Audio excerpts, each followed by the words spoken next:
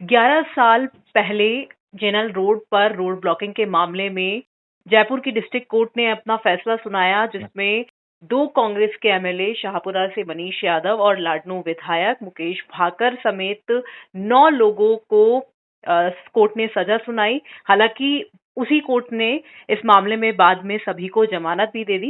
इस वक्त phone line पर हमारे साथ खुद मुकेश भाकर मौजूद हैं। सबसे पहले उनसे यही जानते हैं कि आखिर ये पूरा मामला क्या था और ऐसा क्या हुआ कि जिस कोर्ट ने सजा सुनाई उसी कोर्ट ने बाद में जमानत दे दी।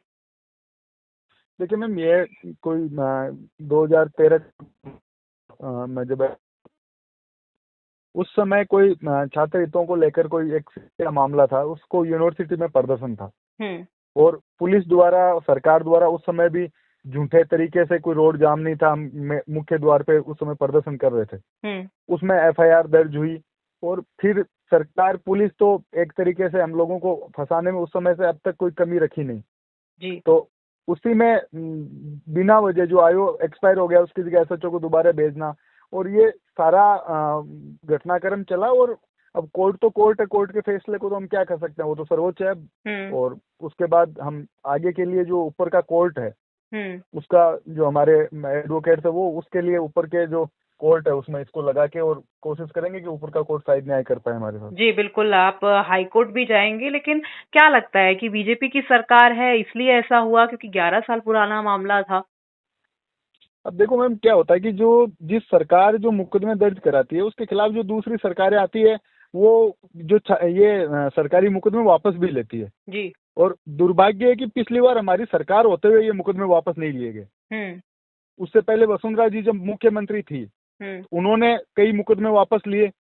हर सरकार ये करती है कि जो खिलाफ की सरकार, उसकी स्टूडेंट विंग पे, उसके यूथ कांग्रेस पे, उसके जो कार्यकर्ताओं पे मुकदमे झूठे दर्ज होते हैं, उनको वापस लेती है। लेकिन वो दुर्भाग्य है हम लोगों का कि वो मुकदमे और उसमें सरकार ने जो पे की जैसे कि वो शुरू से ही हम लोग टारगेट में थे इसके। लेकिन अब देखते हैं ऊपर का कोर्ट का, हम डीजे और उस पर जाएंगे, डीजे कोर्ट में जाएंगे तो वो। जी मुकेश जी, क्योंकि आप तो विधायक भी रहे थे, कांग्रेस की सरकार भी थी, तो क्या आपने कोशिश नहीं की कि आपके ऊपर जो मुकदमे हैं वो आप ही की सरकार? जी। खूब पत्र लिखे हमने, पर दुर्भाग्य है, क्या ही कर सकते हैं, दानिश का अध्यक्ष रहते मुकदमे लगे। जी, तो क्या मानते हैं कि कि सचिन पायलट के करीबी थे इसलिए ऐसा हुआ? अब सचिन पायलट के नहीं, इसमें अभिषेक चौधरी भी मुलजिम है, दूसरे भी, मनीष भी है, दूसरे भी हैं। लेकिन क्या होता है कि आप उस समय ध्यान नहीं देते हैं, सिर्फ विपक्ष ठीक से हम लोगों बीजेपी सरकार ने, मैं जिन मुकदमों में हम लोग मुलजिम थे, जिसमें एबीवीपी के लोग